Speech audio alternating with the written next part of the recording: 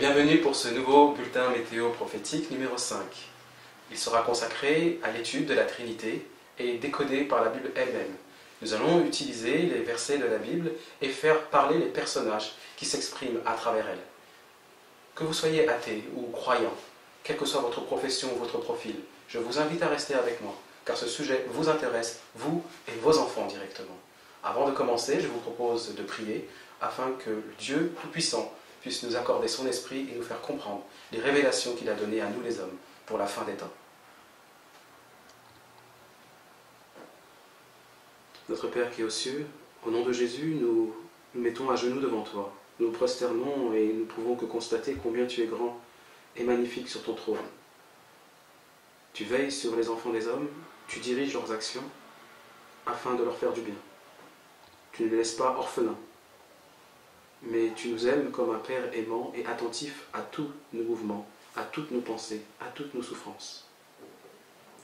À travers la parole de vie que tu nous as laissée, tu veux nous faire connaître ce qui va se passer dans les derniers temps, et ainsi avoir une claire compréhension de toi, de ton caractère et de ton Fils, Jésus-Christ, que tu as envoyé pour nous sauver. Que tu nous accordes, ô Père éternel, ton esprit, afin que nous soyons en mesure d'élever notre intelligence à la hauteur de la tienne, s'il était possible. Nous te prions au nom de Jésus, notre divin Sauveur, et pour ta gloire et ta gloire seule. Amen. Le bulletin météo numéro 5 a pour objet de présenter le Dieu monothéiste. Nous allons le faire à travers l'étude de plusieurs versets bibliques et laisser les personnages en question se présenter. Quels sont ces personnages? Ils sont au nombre de 3. Dieu, le Père, Jésus-Christ et le Saint-Esprit. Nous commencerons, bien évidemment, par le Père. La première fois que l'Éternel Dieu s'est présenté à Moïse, il a déclamé un nom qu'il n'avait jamais fait auparavant. Quel est ce nom? Exode 3, verset 6. « Je suis le Dieu de ton Père, le Dieu d'Abraham, le Dieu d'Isaac et le Dieu de Jacob. » Ici, nous avons 4 personnages en présence. Évidemment, Dieu, qui est le grand « Je suis », c'est ainsi qu'il s'est présenté à Moïse. Nous avons ensuite Abraham, qui est le père de tous les croyants, de toutes les religions monothéistes, qui se partagent le texte de l'Ancien Testament. Mais Abraham n'était pas son nom de naissance. Il s'appelait Abraham. Mais à cause de sa grande fidélité dans les promesses de Dieu, Dieu l'a tout simplement richement béni en lui donnant un nom nouveau, correspondant à son nouveau caractère. Et ce nom est Abraham, qui signifie père d'une multitude. Abraham lui-même a reçu la promesse de Dieu d'avoir un fils sortant de ses reins, et il devrait le nommer Isaac. Isaac signifie « il rit ». Pourquoi? Tout simplement parce que Abraham l'a eu dans sa vieillesse à l'âge de 100 ans et sa femme à l'âge de 90 ans. Un âge où on ne procrée plus normalement. C'est là le miracle de Dieu. Mais Abraham et Sarah craignaient d'être raillés à cause de leur grand âge. Voilà pourquoi l'Éternel a donné ce nom d'Isaac, qui signifie « il rit ». Isaac, à son tour, a eu un enfant qui s'appelle Jacob. Jacob est né en même temps que son frère jumeau Ésaü, dont il tenait le talon. Mais ce n'est pas ce que la Bible et l'histoire retiennent de Jacob. Ils retiennent surtout qu'il a été un usurpateur, un supplanteur, parce qu'il a volé par la malice et le mensonge le droit d'aînesse à son frère aîné Ésaü. Voilà pourquoi, dans l'histoire, le nom de Jacob est associé au supplanteur. Lorsque nous juxtaposons l'ensemble de la signification de ces 4 noms, nous sommes en mesure de former une phrase avec un sens bien particulier que l'Éternel a voulu donner. Lisons cette phrase. « Je suis le père d'une multitude, celui qui rit du supplanteur. » Bien sûr, l'Éternel ne veut pas parler de Jacob, mais il veut parler du symbole que représente Jacob, celui qui est le supplanteur des supplanteurs. Il s'agit du diable, de Satan. Mais l'Éternel nous dit qu'il se rit de la position de Satan et de sa fin, parce qu'il sera avant tout vainqueur. Et cela renvoie directement au verset de Genèse 3, verset 15, où il est dit que la femme aura deux descendances. Une descendance qui écrasera la tête du serpent et une autre descendance qui blessera le talon de la descendance de la femme.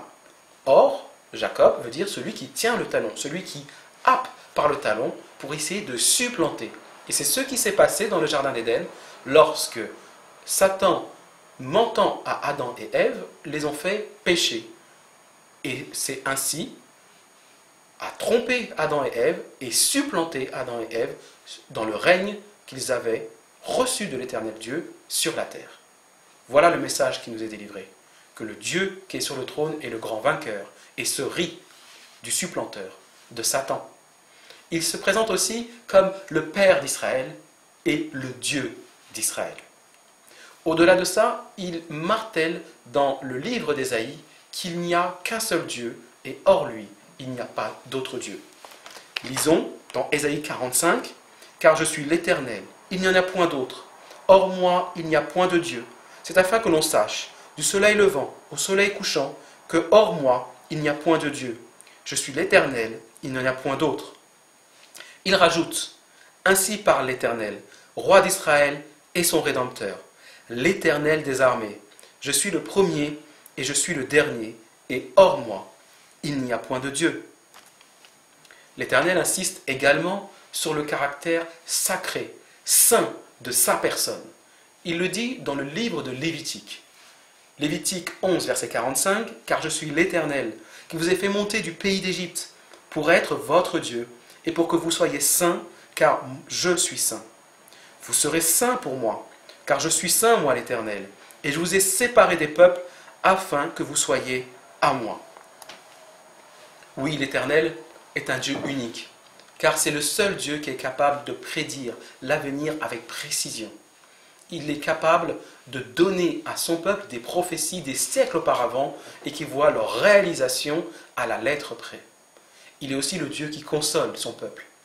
Lorsqu'il est dans l'affliction, il est capable de lui donner des promesses de victoire. C'est moi qui ai annoncé, sauvé, prédit. Ce n'est point parmi vous un Dieu étranger. Vous êtes mes témoins, dit l'Éternel, c'est moi qui suis Dieu. Cieux, réjouissez-vous. Terre, sois dans l'allégresse. Montagne, éclatez en cris de joie, car l'Éternel console son peuple, il a pitié de ses malheureux. Jésus-Christ va aussi décrire son Père, en des termes où il insiste pour parler de la filiation qui existe entre lui et le Dieu éternel. Toutes choses m'ont été données par mon Père, et personne ne connaît qui est le Fils si ce n'est le Père, ni qui est le Père si ce n'est le Fils, et celui à qui le Fils veut le révéler.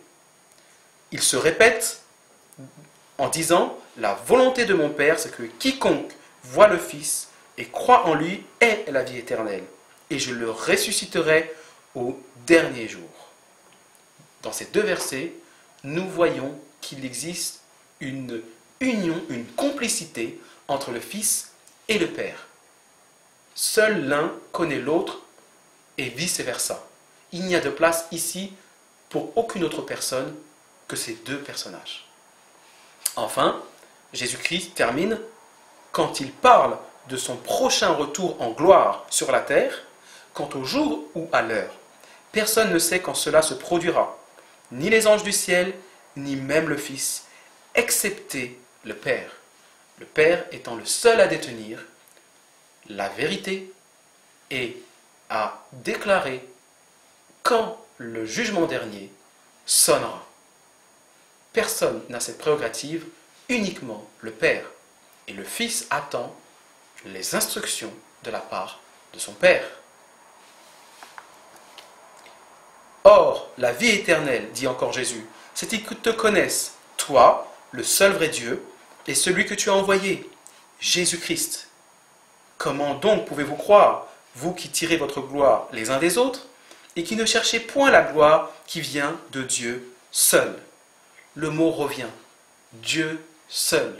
Il n'y a aucun autre Dieu que le Père, Dieu seul. Jésus-Christ continue à prêcher les caractères de son Père. Et il dit que Dieu est esprit. Et il faut que ceux qui l'adorent en esprit et en vérité.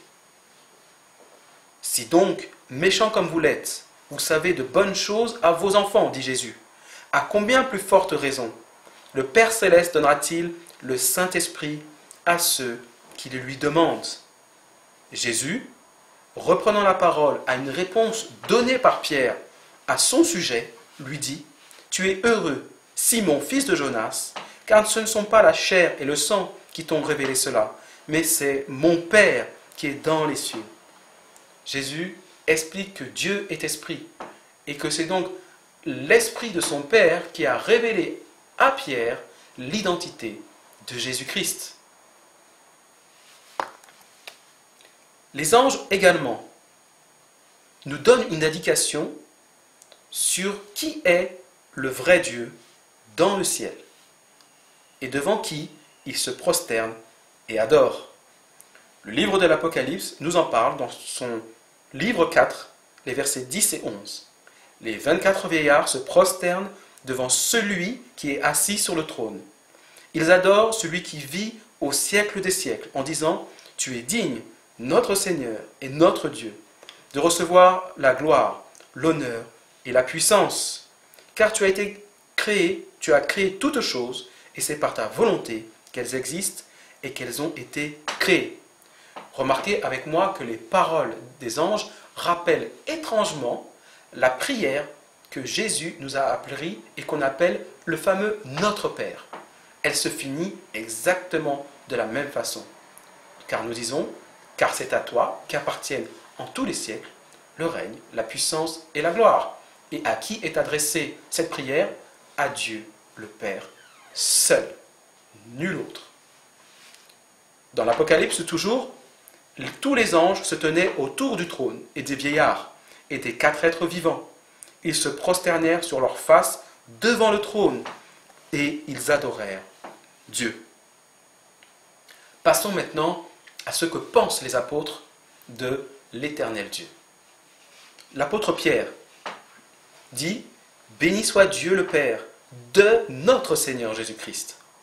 L'apôtre Paul rajoute « Néanmoins pour nous, il n'y a qu'un seul Dieu, le Père, de qui viennent toutes choses et pour qui nous sommes, et un seul Seigneur, Jésus-Christ, par qui sont toutes choses et par qui nous sommes. » L'apôtre Jacques vient compléter ce que dit les 2 premiers en disant « Jacques, serviteur de Dieu et du Seigneur Jésus-Christ, aux 12 tribus qui sont dans la dispersion, salut. » On voit bien qu'ici, il n'y a toujours que 2 personnages en présence, Dieu le Père et le Seigneur Jésus-Christ. Nul autre ne se tienne à leur côté. L'Éternel Dieu décrit par les prophètes. Moïse en parle dans une phrase connue par les Hébreux par cœur. « Écoute Israël, l'Éternel notre Dieu est le seul éternel. » Le mot « seul » traduit le mot « Erad » en hébreu est utilisé à de nombreux endroits dans la Bible. Il peut signifier soit qu'il s'agit du terme unique, mais il peut aussi dire qu'il s'agit d'un nombre ordinal ou d'un nombre cardinal, qui représente donc soit la quantité ou soit le rang. Il n'a pas un seul sens, mais dans le sens dans lequel Moïse en a parlé, lui qui est tout simplement un hébreu, il n'a pas d'autre vue que celui de dire qu'il s'agit d'un Dieu unique. Et c'est toujours la même vision qu'ont les Juifs aujourd'hui.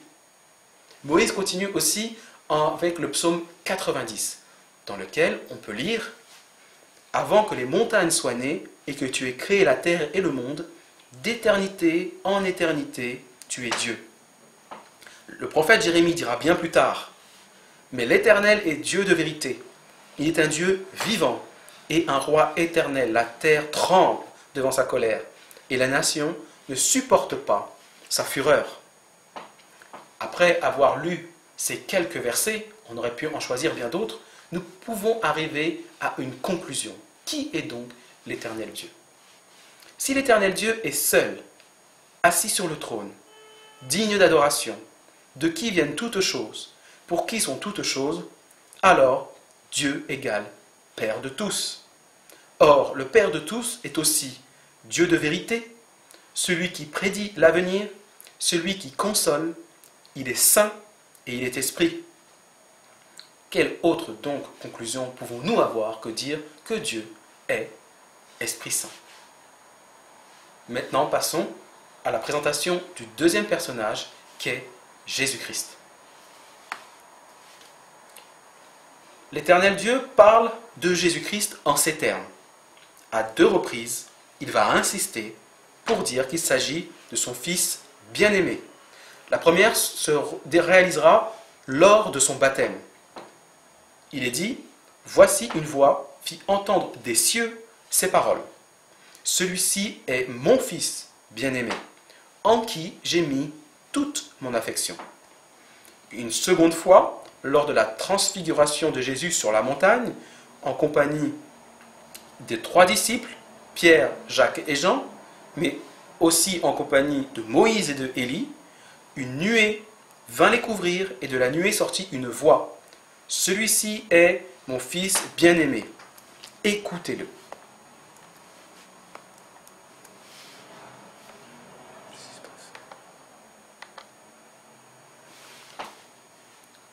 Passons maintenant à la description de l'Éternel Dieu dans l'Ancien Testament. C'est l'occasion de dire qu'il n'y a pas que dans le Nouveau Testament qu'on parle de Jésus. L'Ancien Testament n'est qu'un livre qui répète encore et encore la venue de Jésus-Christ en chair pour sauver l'humanité, le fameux Messie. Et l'Ancien Testament est un texte qui est partagé communément par le christianisme, le Coran et le judaïsme. Et qu'est-ce qu'on en lit? Le psaume 45 nous dit « Ton trône, ô Dieu, est éternel. Le sceptre de ton règne est un sceptre d'équité. Tu aimes la justice et tu hais la méchanceté. C'est pourquoi, ô Dieu, ton Dieu t'a oint d'une huile de joie, par privilège sur tes collègues. »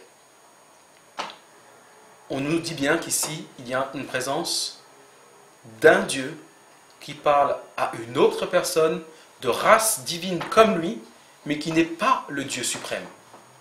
Et à lui est donnée la royauté selon la volonté de Dieu le Père. Il le confirme dans ses textes de Psaume 110, verset 1, lorsqu'il dit « Parole de l'Éternel à mon Seigneur, assieds-toi à ma droite, jusqu'à ce que je fasse de tes ennemis ton marchepied. » Jésus-Christ lui-même en parle lorsque il décrit ou il redit un verset de l'Ancien Testament prophétisant sur sa venue sur la terre. « Je publierai le décret. L'Éternel m'a dit, tu es mon fils, je t'ai engendré aujourd'hui. » Et il n'a cessé depuis, pendant tout son ministère terrestre, de proclamer qu'il était le Fils de Dieu. Voici quelques extraits. « Le Père a sanctifié et envoyé dans le monde.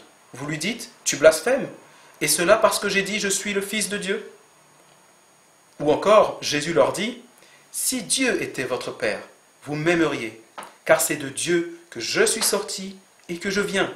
Je ne suis pas venu de moi-même, mais c'est lui le Père qui m'a envoyé. » Jésus ne fait que accomplir la volonté du Père. Et c'est le Père qui a décidé d'envoyer Jésus-Christ.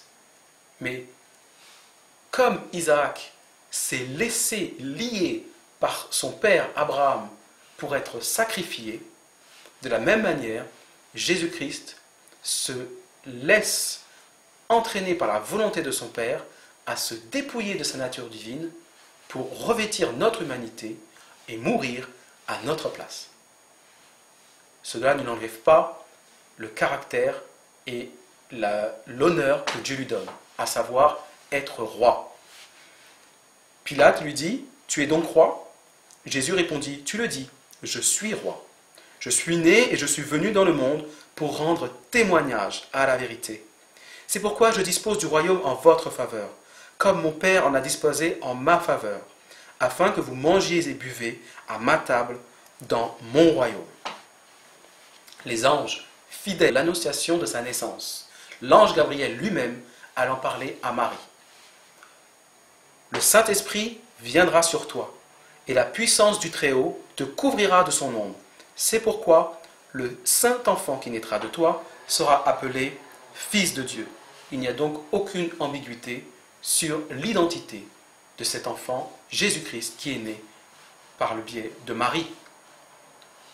Un autre ange est venu dans l'Ancien Testament visiter le prophète Daniel, et il parle de Jésus en ces termes. Mais auparavant, je vais te révéler ce qui est écrit dans le livre de vérité. Personne ne me soutient contre tous ses adversaires, excepté Michaël, votre chef. Or, Michaël, en hébreu, signifie celui qui est semblable à Dieu. Dieu est celui qui a donné des noms à l'ensemble de ses anges. Pensez-vous sincèrement qu'il aurait donné un nom aussi prestigieux et honorifique à une autre personne que son propre fils? Évidemment que non. Il ne peut que le donner qu'à son propre fils, d'où l'expression « tel père, tel fils ». Les anges déchus, eux aussi, ne peuvent que proclamer la filiation de Jésus-Christ à son Père. Et lorsqu'ils l'ont rencontré sur la terre, ils déclarent « Qu'y a-t-il entre nous et toi, Jésus de Nazareth? Tu es venu pour nous perdre. Je sais qui tu es, le Saint de Dieu. » Les esprits impurs, quand ils le voyaient, se prosternaient devant lui et s'écriaient « Tu es le Fils de Dieu. »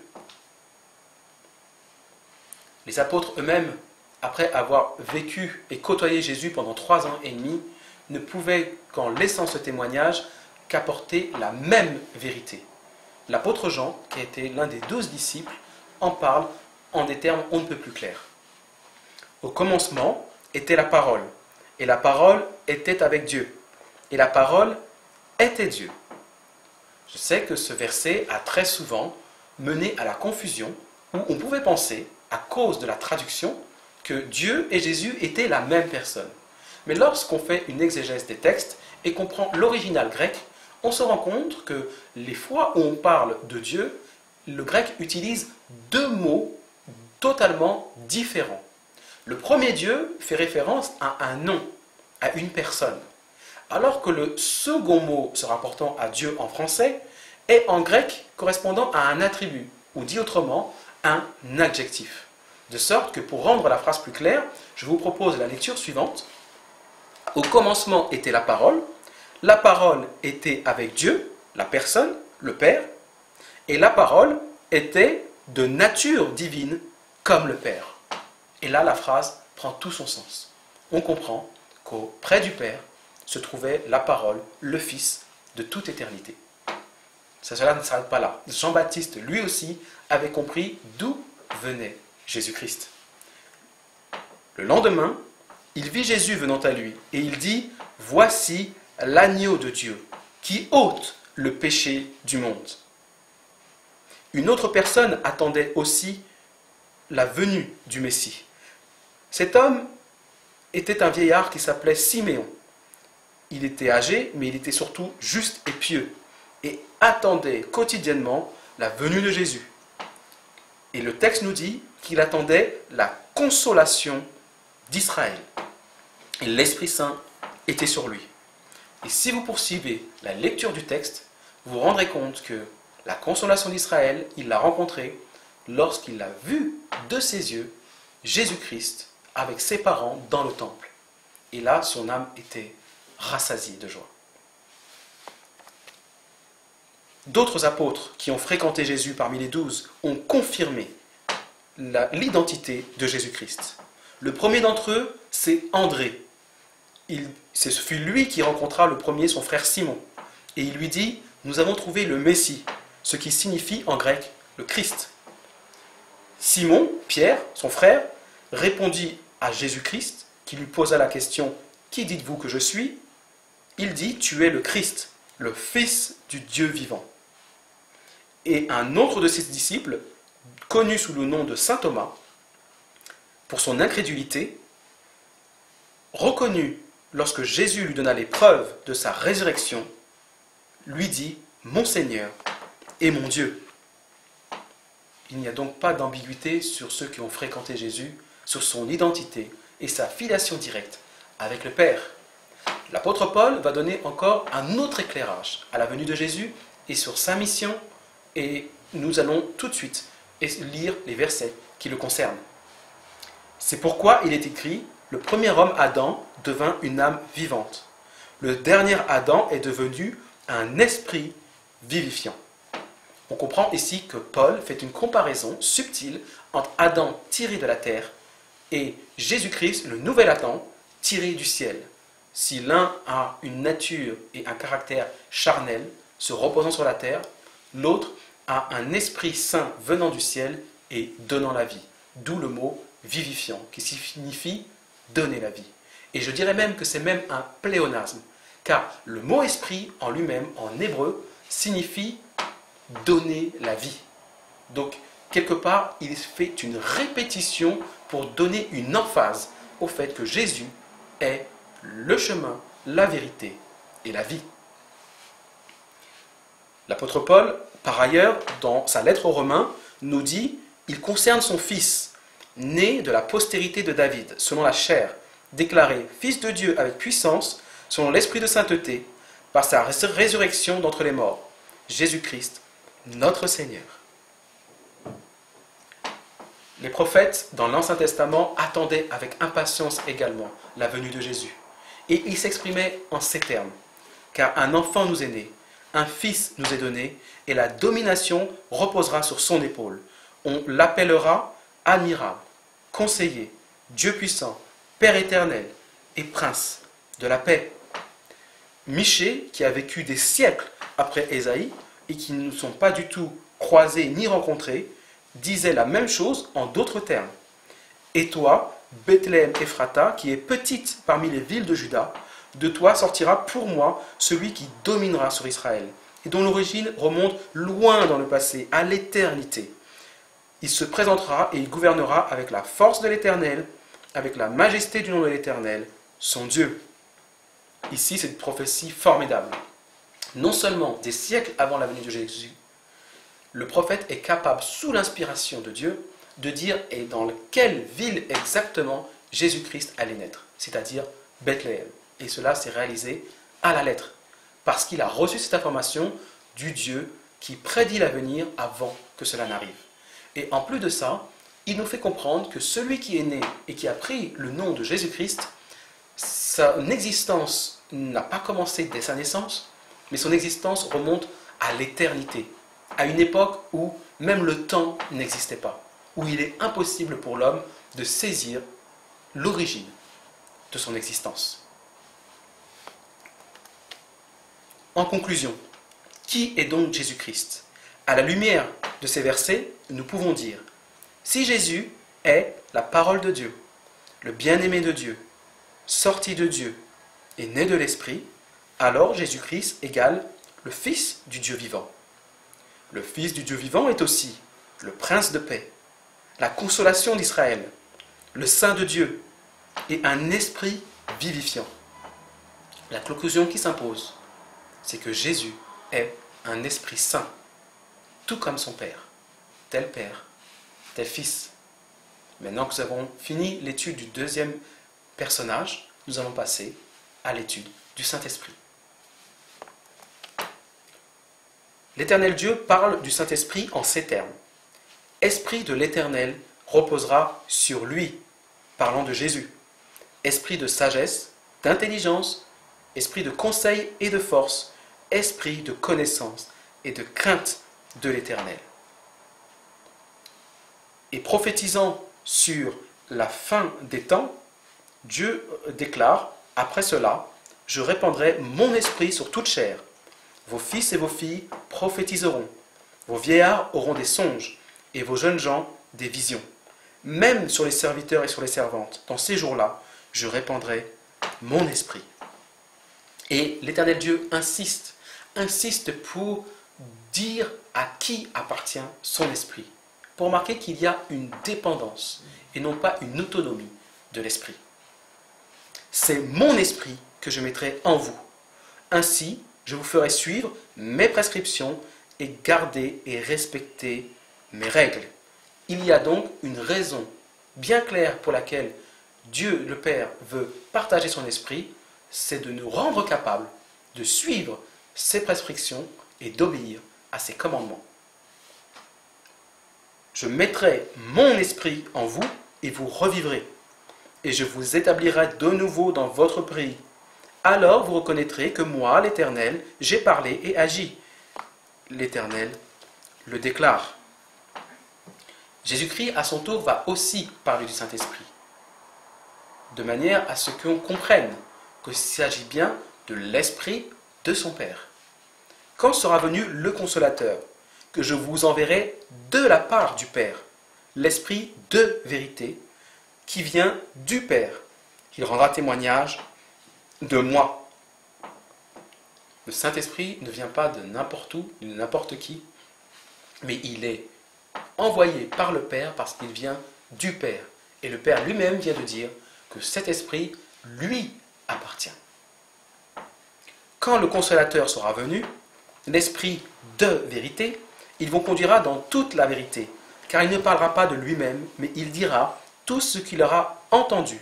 Il vous annoncera les choses à venir. Il me glorifiera, parce qu'il prendra de ce qui est à moi, et il vous l'annoncera.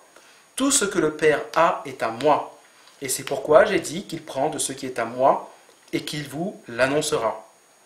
Jésus se répète, c'est l'Esprit de vérité. Or, nous avons vu qu'il s'agit du Dieu de vérité. Donc, en d'autres termes, il est en train de dire que c'est l'Esprit de son Père, lui qui est la vérité. Mais Jésus se déclare lui aussi, en raison de sa filiation divine, le chemin, la vérité et la vie. Parlant à Nicodème, Jésus répondit, en vérité, je te le dis, si un homme ne naît d'eau et d'esprit, il ne peut entrer dans le royaume de Dieu. Ce qui est né de la chair est chair, et ce qui est né de l'esprit est esprit. Ne t'étonne pas que je t'ai dit, il faut que vous naissiez de nouveau. Le vent souffle où il veut, et tu en entends le bruit, mais tu ne sais d'où il vient, ni où il va. Il est ainsi de tout homme qui est né de l'esprit. On comprend qu'ici que Dieu, par la bouche de Jésus, explique que l'esprit est invisible. Or, le seul qui a cette caractéristique, c'est le Père lui-même. Il est invisible, car la Bible nous dit que personne ne peut voir le Dieu tout-puissant et vivre, et que le seul qui l'a fait connaître aux hommes comme aux anges, c'est Jésus-Christ, son Fils. C'est pourquoi, je vous dis, tout péché et tout blasphème sera pardonné aux hommes, mais le blasphème contre l'Esprit ne sera point pardonné. Or, pour Moïse, il était clair, comme pour l'ensemble du peuple hébreu, que le blasphème concernait Dieu le Père et personne d'autre. Jésus, qui lui-même a dit que aucune loi, aucun iota de loi ne passera tant que le ciel et la terre existeront, serait-il en train d'inventer une autre loi que celle qui a été déclarée à Moïse? Je vous laisse répondre à cette question par vous-même. Passons à la description du Saint-Esprit décrit par lui-même. Après un moment de recherche, un moment de silence, une réponse arrive en écho. Il n'y a rien. Il n'y a rien, vous pouvez chercher dans la Bible. De la Genèse à l'Apocalypse, vous ne trouverez aucun verset où le Saint-Esprit parle de lui-même. Tout simplement parce qu'on l'a lu, Jésus-Christ a dit que le Saint-Esprit ne parlera pas de lui-même, mais il dira ce qu'il aura entendu. Il ne peut pas parler de lui-même. Très certainement parce qu'il n'y a peut-être pas de lui-même. On verra ça dans la suite de l'étude.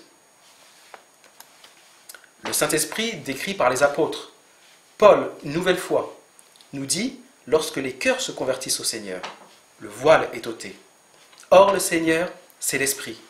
Et là où est l'Esprit du Seigneur, est la liberté. » Ailleurs, dans le livre aux Corinthiens, il dit « Mais celui qui s'attache au Seigneur est avec lui un seul esprit. En lui, vous êtes aussi édifiés pour être une habitation de Dieu en esprit. » Il poursuit « Il nous a aussi rendus capables d'être ministres d'une nouvelle alliance, non de la lettre, mais de l'esprit. Car la lettre tue, mais l'esprit vivifie. » afin qu'il vous donne, selon la richesse de sa gloire, d'être puissamment fortifié par son esprit dans l'homme intérieur. Ou déclarant à Timothée, car ce n'est pas un esprit de timidité que Dieu nous a donné, mais un esprit de force, d'amour et de sagesse. Et maintenant, terminons la description de l'Esprit Saint par les apôtres. Nous allons voir comment le peuple hébreu de l'Ancien Testament comprenait l'Esprit Saint. Psaume 143, verset 10. « Enseigne-moi à faire ta volonté, car tu es mon Dieu. Que ton bon esprit me conduise sur la voie droite. » David, le psalmiste, dans son psaume de repentance, nous dit « Ne me rejette pas loin de ta face, ne me retire pas ton Esprit Saint. » Ou encore « Où irai-je loin de ton esprit, et où fuirai-je loin de ta face ?» Ici, nous comprenons que les psalmistes utilisent une figure de rhétorique pour expliquer le Saint-Esprit. Qu'est-ce que c'est? On appelle ça un endiadi. C'est très simple. Il s'agit de remplacer un nom par deux noms ou deux adjectifs. Je vais vous donner un exemple tiré directement de la Bible.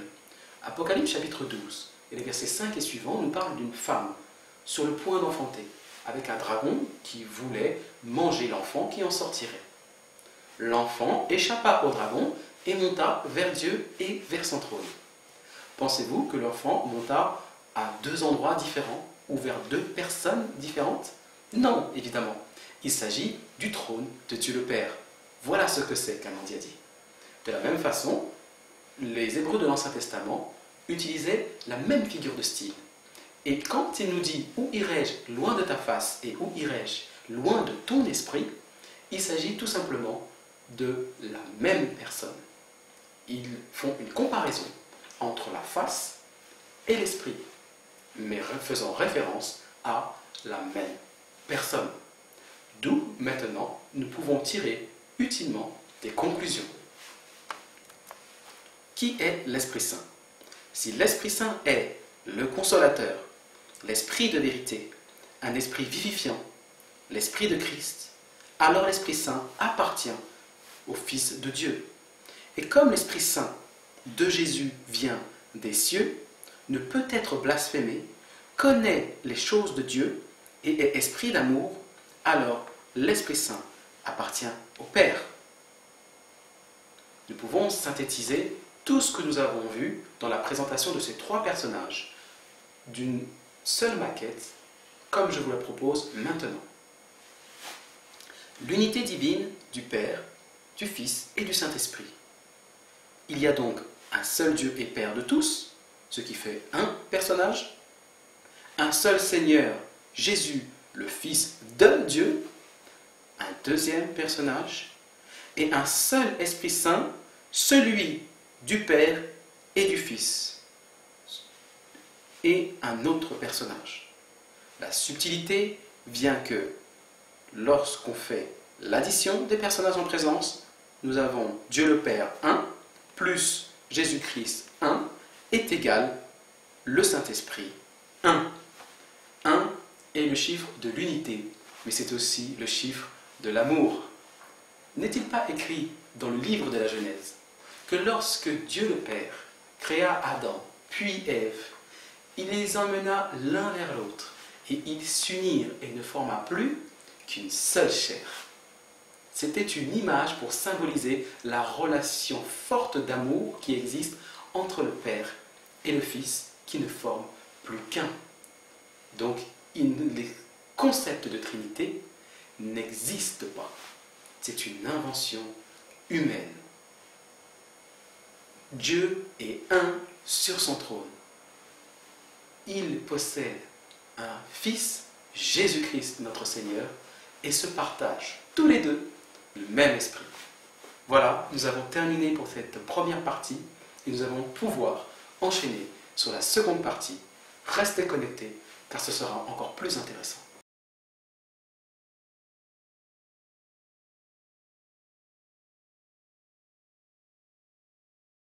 Nous voici de retour pour la deuxième partie de cette vidéo consacrée à la Trinité décodée par la Bible. La première question qu'il faut se poser, c'est de savoir si les apôtres du 1er siècle ont rencontré la même problématique que nous rencontrons aujourd'hui en 2016. À savoir, y a-t-il eu un débat au sujet de la Trinité? Qu'est-ce que la Bible nous rapporte à ce sujet? Regardons ensemble. Quels ont été les grands débats du 1er siècle? La Bible nous dit, et cette liste n'est pas exhaustive. L'évangile prêché aux non-juifs, la circoncision, la célébration des fêtes rituelles, la consommation de viande sacrifiée aux idoles, etc. Y a-t-il eu un débat spécifique sur le Saint-Esprit? La Bible est claire, il n'y en a eu aucun. Donc, d'où vient ce concept de Trinité? Depuis quand s'est-il introduit dans l'Église chrétienne? Nous allons le voir immédiatement. Comment, dans l'histoire, la Trinité s'est introduite? Le Concile de Constantinople, l'an 381 après Jésus-Christ. Convoqué par l'empereur romain Théodose Ier, ce deuxième concile œcuménique, après celui de Nicée, fixe la doctrine trinitaire. Il y a 3 personnes en Dieu, le Père, le Fils et le Saint-Esprit. Ces 3 personnes constituent un seul Dieu, le même en substance. Elles sont égales en puissance et en gloire. Le Père est Dieu, le Fils est Dieu, le Saint-Esprit est Dieu. Mais le Père n'est pas le Fils, le Père n'est pas le Saint-Esprit, et le Fils n'est pas le Saint-Esprit. L'Église catholique romaine rajoute dans ce concile que quiconque veut être sauvé a besoin, avant toute chose, de bien connaître la foi catholique. Et s'il est quelqu'un qui ne la garde entière et inviolable, sans nul doute, il périra éternellement. Nous pouvons résumer la conception trinitaire au travers d'une image. Je vous invite à regarder ce symbole très connu. On appelle ce symbole d'Athanase. On voit par ce dessin que le Père, le Fils et le Saint-Esprit sont Dieu tous les 3. Mais que le Père n'est pas le Fils, que le Père n'est pas le Saint-Esprit et que le Fils n'est pas le Saint-Esprit. Alors, quels sont les principaux symboles que nous voyons couramment dans nos églises, sur les façades des églises, sur les vitraux des églises ou sur les livres chrétiens utilisés pour représenter le Saint-Esprit? Le premier d'entre eux, c'est la flamme. Car dans la Bible, dans l'Ancien Testament, très souvent, le Saint-Esprit est symbolisé par une flamme ou le feu. Le deuxième symbole, le plus souvent utilisé et qui tend même à dépasser la flamme, c'est celui de la colombe. Elle fait référence au baptême de Jésus où il est écrit que le Saint-Esprit descendit sous une forme de colombe. Le troisième symbole est celui du triquetra. C'est un symbole ancien utilisé par d'autres peuples non chrétiens et qui a été adopté au sein de l'Église catholique romaine et qu'on peut voir dans de nombreux vitraux. D'autres organisations chrétiennes, catholiques ou protestantes, ont aussi utilisé un des 3 symboles ou même les ont associés afin de définir leur logo. Je vous laisse regarder qu'un petit échantillon de ce qu'on peut trouver dans le monde. L'Église catholique romaine nous explique que la Trinité est le fondement de la foi catholique. Il le dit et l'explique dans un livre bien connu paru en 1977. Le mystère de la Trinité est la doctrine centrale de la foi catholique sur laquelle se fondent toutes les autres doctrines de l'Église. À cela, nous rajoutons quelles sont les doctrines de l'Église, notamment le dimanche comme jour de repos en l'an 321, la vénération des images en l'an 787, la transsubstantiation lors de la célébration de l'Eucharistie en l'an 1215, le purgatoire en l'an 439 et confirmé en l'an 1536. l'Immaculée Conception de Marie en l'an 1854, l'infaillibilité du pape en l'an 870 ou l'Assomption de Marie en l'an 1950. Et c'est pour l'ensemble de ces raisons qu'est né le mouvement protestant, car aucun de ces principes ne s'appuie sur la Bible. Mais l'Église catholique romaine nous dit qu'il s'appuie sur le concept de la Trinité, ce qui est assez étrange pour se poser des questions sur l'origine réelle de la Trinité et sa compatibilité avec la Bible. Le pape François a été intronisé au printemps 2013. Et lors d'un discours à tous les cardinaux dans la salle Clémentine, un article nous dresse une partie de son discours. Cet article est intitulé « L'Esprit Saint est l'âme de l'Église ». Je cite, « Quelqu'un me disait, les cardinaux sont les prêtres du Saint-Père. Cette communauté, cette amitié, cette proximité ne pourra que nous faire du bien. Et notre connaissance intime et notre ouverture mutuelle nous ont aidés à être dociles à l'action du Saint-Esprit.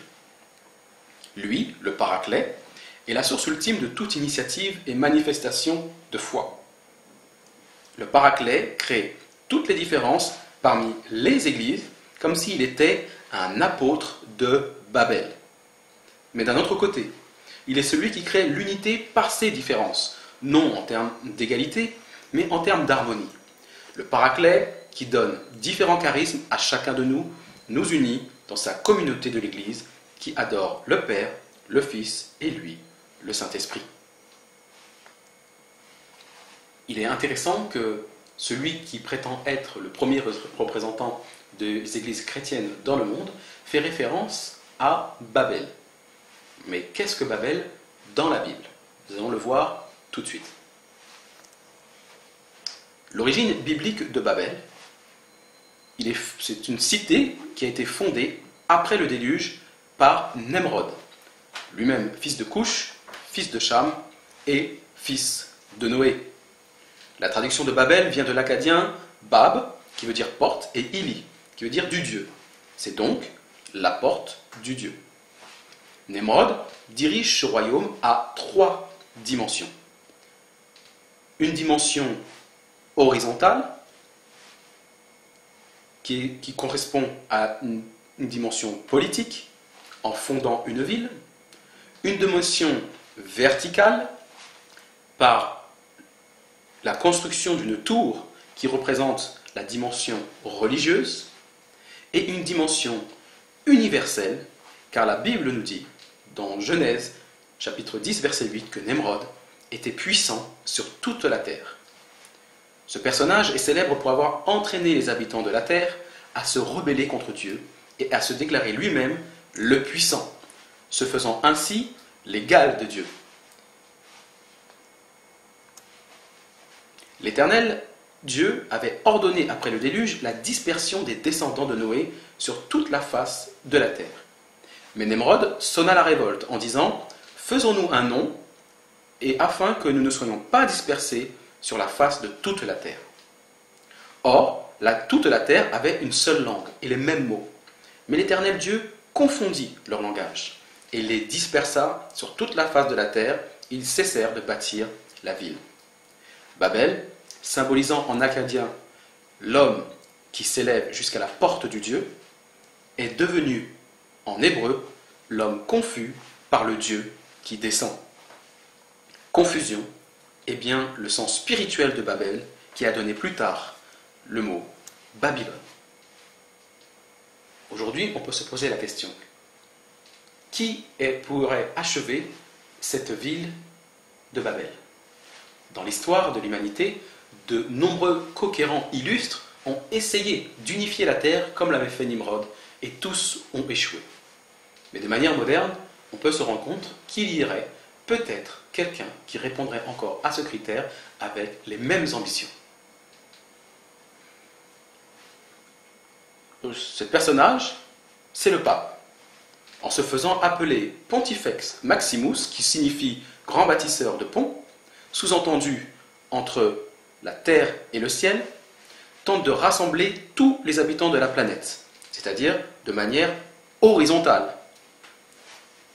Et ce, dans un but bien précis, celui de protéger la terre, leur maison commune, comme un devoir moral et politique. D'où le caractère universel de ce projet. Et ce qui est intéressant, c'est que lorsqu'on traduit le mot catholique, cela veut dire universel. Donc vous voyez bien la concordance de projets et de caractéristiques entre Nemrod, la ville de Babel, et aujourd'hui, l'Église catholique romaine. Nous allons voir un certain nombre d'articles qui confirment les ambitions du pape à une échelle universelle. Radio Vatican a publié à plusieurs reprises des articles qui font référence à cette maison commune, cette maison universelle. Lata Dossi est un texte dense pour prendre soin de notre maison commune. C'était la première fois dans l'histoire de l'humanité qu'un pape faisait une encyclique sur l'écologie. Et à l'intérieur de ce livre, il se livrait à un certain nombre de propositions de toute de nature spirituelle afin de ramener l'unité sur la Terre et réussir à protéger de manière écologique cette planète. Article de novembre 2016, le pape François, la miséricorde doit se rapprocher des différentes religions. C'est exactement ce qu'il disait dans son article quand il citait que le Saint-Esprit était un apôtre de Babel. La miséricorde s'étend au monde qui nous entoure, à notre maison commune, que nous sommes appelés à protéger d'une consommation effrénée et vorace. Le Point, en septembre 2015, titre « Devant l'ONU, le pape appelle à sauver notre maison commune ». La Croix confirme également cette vision. Premier article de 2013, la terre, maison commune et lieu de communion. Article de 2016 du mois d'août, un temps pour la création, l'appel des églises d'Europe à prier et agir pour la sauvegarde de la maison commune. Même dans les magazines anglo-saxons, nous trouvons exactement la même chose.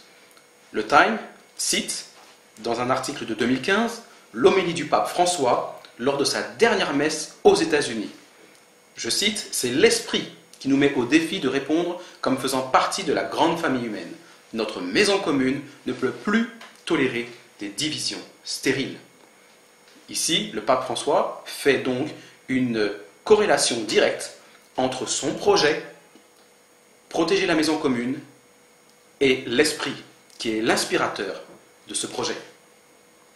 Radio Vatican, article de septembre 2015, toujours, le pape François s'adresse à l'Assemblée générale de l'ONU. Cette maison commune de tous les hommes et de toutes les femmes doit être aussi bâtie sur la compréhension d'un certain caractère sacré de la nature. Pour répéter les paroles de Paul VI, l'édifice de la civilisation moderne doit être construit sur des principes spirituels, car ils sont les seuls capables non seulement de l'appuyer, mais encore de l'éclairer. Ces articles sont assez parlants par eux-mêmes. On voit que le pape François se définit encore comme un bâtisseur de ponts, celui qui pose les pierres de la maison commune, et celui qui serait le garant spirituel de cette maison, tout comme Nemrod, à son époque, le faisait. Nous allons donc nous interroger de manière beaucoup plus biblique sur l'intérêt que a la chrétienté à adorer le concept de Trinité. Nous allons passer par 8 confrontations entre la doctrine trinitaire et les passages bibliques. Première confrontation, la Trinité et l'adoration. D'après le credo trinitaire, si l'Esprit Saint est Dieu, il peut recevoir notre adoration, nos louanges et nos prières comme le Père et le Fils. D'après la Bible, seuls le Père et le Fils sont dignes d'adoration. 2 versets. Matthieu 3, verset 17, Jésus lui dit « Retire-toi, Satan, car il est écrit, tu adoreras le Seigneur ton Dieu et tu le serviras lui seul. » Ou encore, et de nouveau, lorsqu'il introduit dans le monde le premier-né, il dit que tous les anges de Dieu l'adorent. Dans la Bible, nous retrouvons que deux personnes à qui l'adoration est possible, le Père et le Fils. Il n'a jamais été question d'une troisième personne à leur côté. Passons à la seconde confrontation. La Trinité est le deuxième commandement du Décalogue. D'après le credo trinitaire, si l'Esprit Saint est Dieu, les mêmes interdictions s'appliquant à Dieu, le Père, et Dieu le Fils devraient s'appliquer à lui aussi, le Saint-Esprit. Mais d'après la Bible, tout symbole ou image de Dieu est proscrite. Le deuxième commandement du Décalogue nous dit « Tu ne te feras point d'image taillée, ni de représentation quelconque des choses qui sont en haut dans les cieux, qui sont en bas sur la terre, et qui sont dans les eaux plus bas que la terre. Tu ne te prosterneras point devant elles, et tu ne les serviras point, car moi l'Éternel ton Dieu, je suis un Dieu jaloux. » Nous comprenons ici donc que lorsque nous avons regardé tout à l'heure la plupart des symboles qu'utilisait le monde chrétien pour représenter le Saint-Esprit, ils défiaient et même violaient directement le deuxième commandement du Décalogue. Il y a donc un problème avec la Trinité. La Trinité et la royauté. D'après le credo trinitaire, si l'Esprit Saint est Dieu, distinctement du Père et du Fils, il devrait lui aussi partager le trône céleste avec le Père et le Fils. D'après la Bible, les seules personnes assises sur le trône dans les lieux célestes sont le Père et le Fils. Dans l'Apocalypse, nous trouvons deux textes qui le confirment, et il criait d'une voix forte en disant « Le salut est à notre Dieu, qui est assis sur le trône et à l'agneau. » Il n'y aura plus d'anathème, le trône de Dieu et de l'agneau sera dans la vie. Et nous pouvons parcourir de long en large la Bible, que ce soit l'Apocalypse ou en partant de la Genèse, et nous ne trouvons aucun texte qui fait référence au Saint-Esprit assis sur le trône. La Trinité est la filiation divine de Jésus. D'après le credo trinitaire, Jésus-Christ est le Fils unique de Dieu, né du Père avant tous les siècles.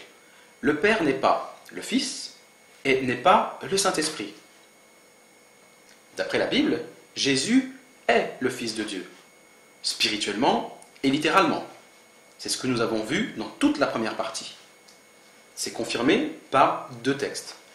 Le premier, toujours dans Matthieu, « Celui-ci est mon Fils bien-aimé, en qui j'ai mis toute mon affection. » C'est le Père qui parle. L'ange Gabriel, lorsqu'il annonça à Marie qu'elle serait enceinte du Fils de Dieu, lui dit « Le Saint-Esprit viendra sur toi, et la puissance du Très-Haut te couvrira de son ombre. C'est pourquoi le saint enfant qui naîtra de toi sera appelé Fils du Saint-Esprit. » Évidemment, je plaisantais. Ce n'est pas du tout l'original. J'ai fait exprès d'aller dans le sens du credo trinitaire. Si on suit leur logique, et que le Père n'est pas le Saint-Esprit, alors il y a ici un menteur. Soit c'est Dieu le Père, soit c'est Gabriel. Gabriel dit qu'il sera né Jésus-Christ du Saint-Esprit. Donc, légitimement et logiquement, il devrait être le Fils du Saint-Esprit. Or, il termine sa phrase dans l'original grec en disant que tu seras le Fils de Dieu. C'est toujours ce qu'on avait expliqué dans la première partie. Il s'agit d'un endiadi, une manière d'expliquer par deux notions différentes le même concept, la même idée. Le Saint-Esprit, c'est Dieu. La Trinité et le baptême. D'après le credo trinitaire, le baptême est réalisé au nom du Père, du Fils et du Saint-Esprit, selon l'ordre du Seigneur Jésus-Christ, rapporté dans Matthieu 28, verset 19. Prouvant ainsi l'existence de trois personnes distinctes au sein de la divinité. D'après la Bible, Jésus a reçu du Père, après la croix, tout pouvoir pour répandre son esprit à tous ceux qui ont foi en son nom. Jean le Baptiste déclare « Celui sur qui tu verras l'Esprit descendre et s'arrêter, c'est celui qui baptise du Saint-Esprit. » Pierre, au jour de la Pentecôte, après la résurrection de Jésus, élevé par la droite de Dieu, il l'a reçu du Père, le Saint-Esprit qui avait été promis, et il l'a répandu comme vous le voyez et l'entendez.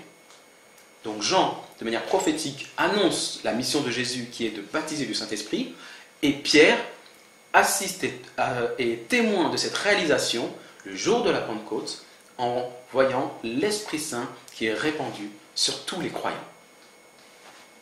Ce texte de Matthieu 28, verset 19, n'est en aucun cas, quand il est pris dans son contexte, sert à valider la nature de Dieu en étant un Dieu en trois personnes. Il est simplement là pour expliquer, parce que les disciples avaient des doutes, que Jésus-Christ est venu les rassurer. Il leur a dit que tout pouvoir m'a été donné.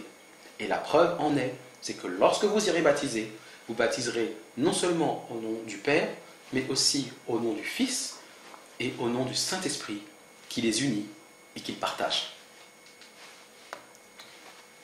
La Trinité et le blasphème. D'après le credo trinitaire, si le Père et le Fils et le Saint-Esprit sont égaux, alors le baptême est un péché dont la gravité et les conséquences sont strictement similaires à l'égard du Père, du Fils et du Saint-Esprit. D'après la Bible, Jésus fait une différence entre le Fils de Dieu et le Saint-Esprit quant au blasphème.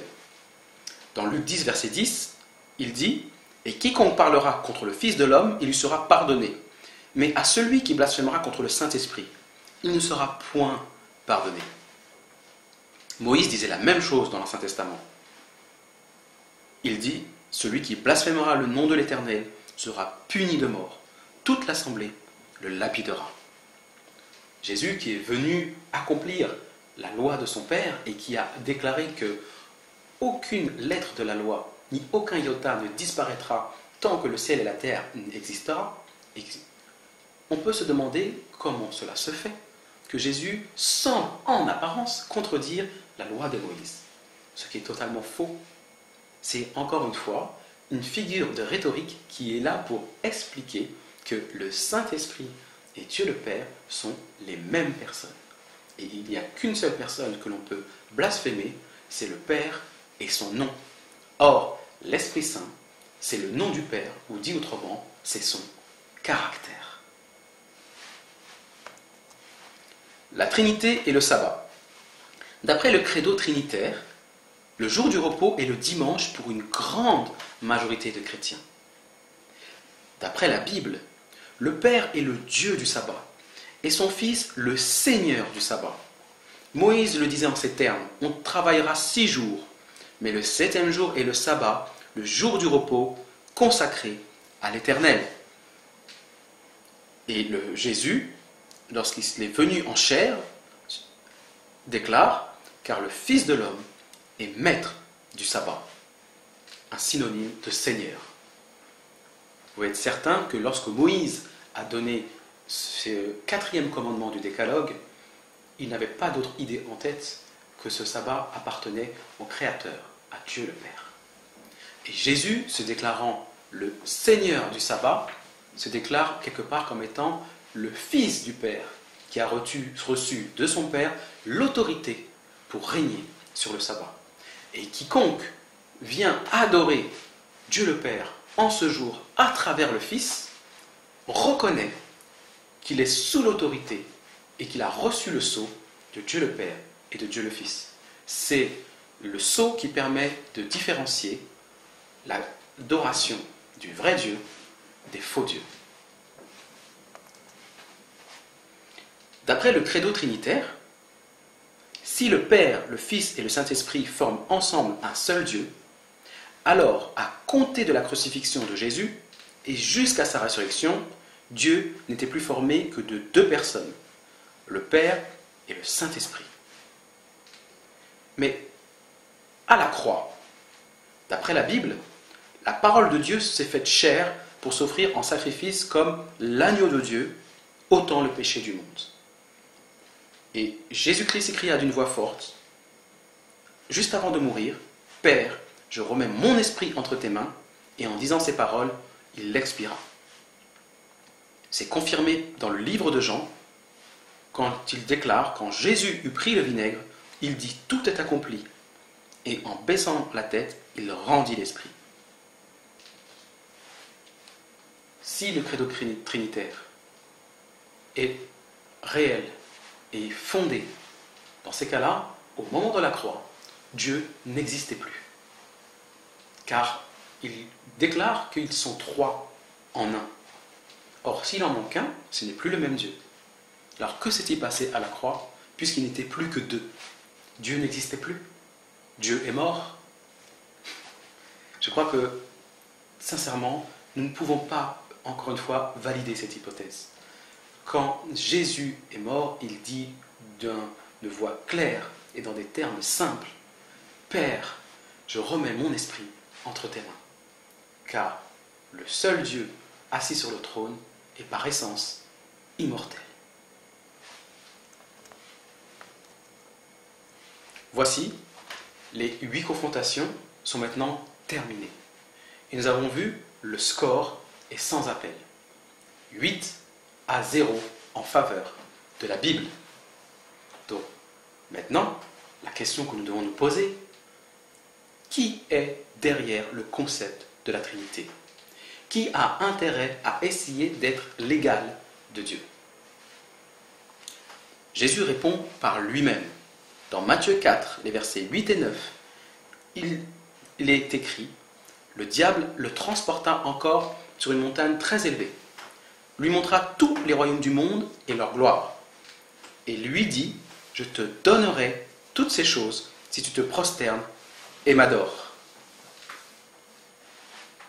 L'identité de celui qui cherche à se faire adorer aux côtés du Père et du Fils est claire d'après Jésus-Christ. Il n'y a qu'un seul personnage, celui qu'on parle depuis le début, le trompeur, le supplanteur, le malin, appelé aussi le serpent ancien, le dragon ou le diable.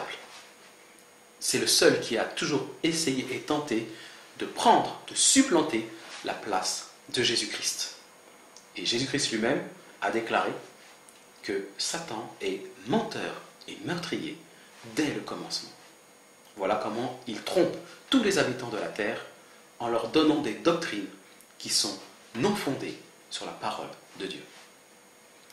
Ésaïe 14, les versets 12 à 14, déclare « Te voilà tombé du ciel, astre brillant, fils de l'aurore, tu es abattu à terre, toi, le vainqueur des nations. Tu disais en ton cœur, je monterai au ciel, j'élèverai mon trône au-dessus des étoiles de Dieu. Je m'assiérai sur la montagne de l'assemblée, à l'extrémité du septentrion. Je monterai sur le sommet des nues.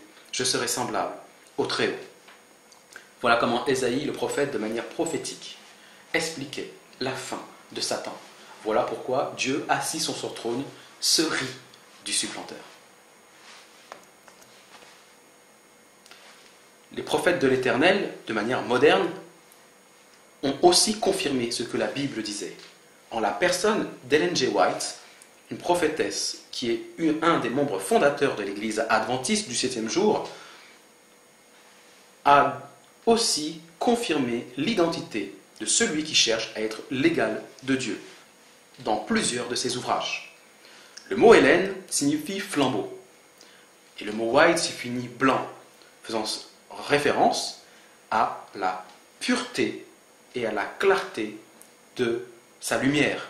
Or, la lumière dans la Bible fait référence à la parole. Donc, dans son nom s'inscrit sa mission, à savoir la parole pure, reçue de Dieu lui-même. Et le 22 octobre 1895, elle déclare « Il, parlant de Satan, était après Christ par le caractère et par le rang. Il était donc le troisième personnage le plus important dans le ciel. » Quel chiffre ai-je prononcé? Le numéro 3? Cela ne vous dit rien? Numéro 3 comme Trinité? Oui, c'est bien lui qui se cache sous le numéro 3 et qui essaye par ce moyen d'obtenir l'adoration des habitants de la terre. Ellen G. White, en 1858, dans son livre Spiritual Gifts, a écrit « Le Seigneur m'a montré que Satan avait une fois été un ange honoré dans le ciel, après Jésus-Christ. Et je vis que lorsque Dieu dit à son Fils « Faisons l'homme à notre image », Satan était jaloux de Jésus. Il aurait voulu être consulté au sujet de la réalisation de l'homme. Il était rempli d'envie, de jalousie et de haine. Il voulait être le plus grand dans le ciel, après Dieu, et recevoir les plus grands honneurs. Satan aussi a ses messagers. Et à la même période que Ellen White, a vécu une certaine Elena Petrovna Blavatsky. Elle est connue dans le monde entier pour les raisons suivantes. Elle est la membre fondatrice de la Société théosophique. La devise de cette société, il n'y a pas de religion supérieure à la vérité. Ses deux ouvrages majeurs sont Isis dévoilée en 1877 et La doctrine secrète, cherchant à réconcilier la sagesse orientale et les sciences modernes occidentales. Elle a aussi fondé la revue Lucifer. Elle a publié de nombreux articles qui ont été suivis par de nombreux pays pour fonder leur constitution ou même par des organismes internationaux très connus, notamment l'ONU. Et comme Ellen White, dans son nom se trouve sa mission. Et ce n'est pas un hasard. Hélène, on vient de le voir, veut dire flambeau, lumière, donc parole. Elle a donc une parole à délivrer. Mais de la part de qui? De la part de Petrovna Blavatsky. Et qui est donc Petrovna Blavatsky? Petrovna, ça veut dire la fille de Pierre. Pierre étant en référence à le bâtisseur, à celui qui fonde une cité. Et on a vu tout à l'heure que les grands bâtisseurs ne se souciaient pas de Dieu. Tout comme la cité du Vatican, qui veut se faire un grand bâtisseur, aussi bien sur un point de vue vertical que sur un point de vue horizontal, et à dimension universelle, et eux-mêmes descendent de la même lignée que Nemrod. Et pour le prouver, il suffit de comprendre ce que veut dire Blavatsky. Et Blavatsky veut dire centaure. Savez-vous ce que c'est qu'un centaure? Un centaure, c'est un archer avec un corps de cheval. Exactement la représentation qu'on donnait de Nemrod. Il était tellement habile cavalier lorsqu'il chassait qu'on a même confondu son corps avec le cheval. D'où le nom de centaure. Et Elena Blavatsky, dans son livre de 1888, La doctrine secrète, nous révèle l'identité de celui qui se cache derrière le Saint-Esprit. Je cite, « Lucifer est la lumière divine et terrestre. Le Saint-Esprit est Satan à la fois. Lucifer, ou porte-lumière, est en nous. C'est notre esprit, notre tentateur et rédempteur, notre libérateur et notre sauveur. » Il n'y a donc aujourd'hui plus aucune ambiguïté. Et les trois témoins sont d'accord. Jésus le dit, Ellen G. White le confirme, le prophète Ésaïe le dit, mais même du camp des lucifériens, eux aussi sont d'accord pour reconnaître que là, Jésus a dit la vérité. Maintenant, regardons quelle est la vraie promesse du Père au sujet du Saint-Esprit. La première bonne nouvelle, c'est de savoir que le Saint-Esprit est donné à tous ceux qui le demandent au Père. Jésus déclare, « Si donc, méchants comme vous l'êtes, vous savez donner de bonnes choses à vos enfants, à combien plus forte raison le Père Céleste donnera-t-il le Saint-Esprit à ceux qui le lui demandent ?» Plus tard, il dira à ses disciples, « Si vous m'aimez, gardez mes commandements. Et moi, je prierai le Père, et il vous donnera un autre consolateur, afin qu'il demeure éternellement avec vous, l'Esprit de vérité. » Et peu de temps après de remonter au ciel, retrouver son Père, jusqu'à son retour, Jésus, après avoir prononcé ces paroles, souffla sur ses disciples et leur dit « Recevez le Saint-Esprit ». Nous voyons qu'à travers ces trois versets, comment le Père est disposé à donner son esprit, donc son caractère, à tous ceux qui le lui demandent. Et il ne pose quasiment aucune condition, si ce n'est la condition logique de garder ses commandements et de croire en son Fils Jésus-Christ, car c'est lui qui baptise du Saint-Esprit et le seul à pouvoir nous communiquer le caractère de son Père. La bonne nouvelle de la fin des temps, c'est que Dieu lui-même va nous sceller du Saint-Esprit. L'apôtre Paul le déclare en ces termes, « celui qui nous a fermis avec vous en Christ et qui nous a oints, c'est Dieu, lequel nous a aussi marqués d'un sceau et a mis dans nos cœurs les arts de l'esprit. Vous voyez, dans cette étude qui maintenant va bientôt s'achever, il est important de comprendre qui est vraiment le Dieu monothéiste et son Fils.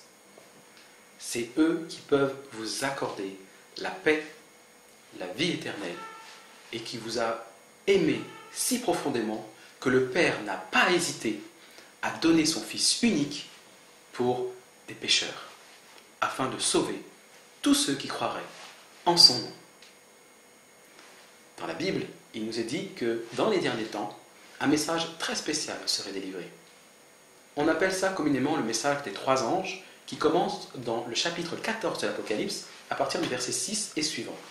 Et le premier d'entre eux nous invite à adorer le Dieu de la Bible, celui qui a fait le ciel, la terre, la mer et les sources d'eau.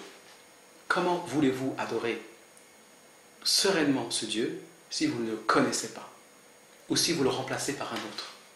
Ce n'est pas possible. Voilà pourquoi cette étude a été faite. Tout simplement pour remettre la Bible au centre du christianisme. Ne vous laissez pas tromper par des doctrines qui sont tout simplement des traditions humaines. Le protestantisme n'est pas mort. Il reste encore des personnes fidèles qui veulent fonder leur foi sur la Bible et la Bible seule. Je vous invite à garder confiance en Dieu, à étudier vous-même la Bible, et vous y trouverez la vérité, car Dieu est disposé à donner son esprit à tous ceux qui lui le demandent, au nom de son Fils, Jésus-Christ. Que Dieu vous bénisse, on se retrouvera bientôt pour d'autres bulletins météo prophétiques. Que Dieu vous bénisse abondamment. Amen.